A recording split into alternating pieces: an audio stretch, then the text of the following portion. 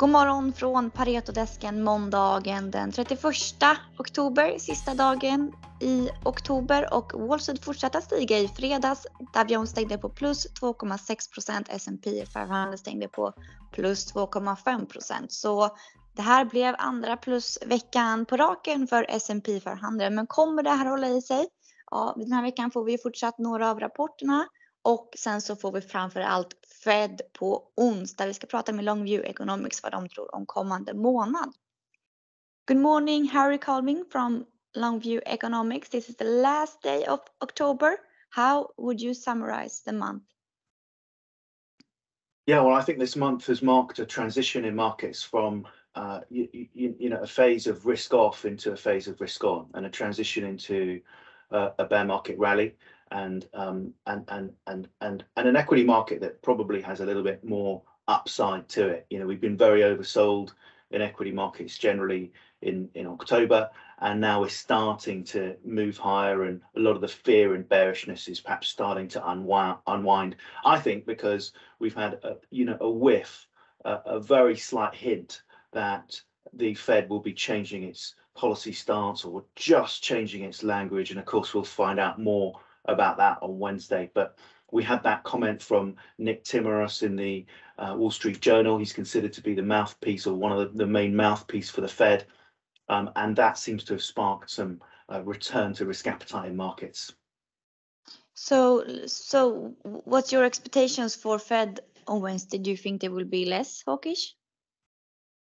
Well, look, it'll be fascinating. It's very difficult to judge. I suspect they probably will moderate their language a little bit, just be a little bit more dovish around the edges. I mean, I don't think they're going to change much from their central message that they need to keep fighting inflation, but they may well hint that they don't need to carry on tightening beyond the first part of next year, or they may hint that they may well pause for a little bit.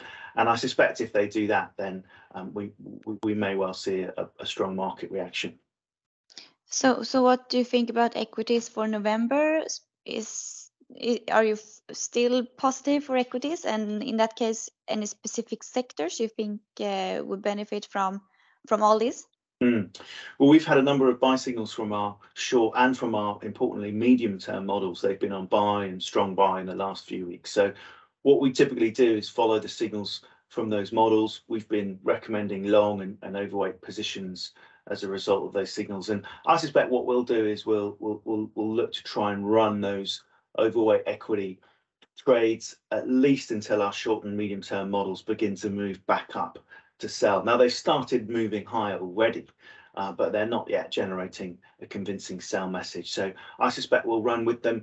Typically in these types of environments, in terms of sectors, it's those which have been oversold the most that tend to rally the most as you recover. So, tech may well be a key source of strength, and other sectors as well that have been oversold.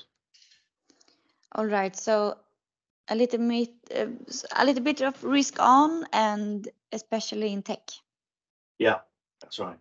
All right, thank you very much, Harry. Have a good week. You too, thank you.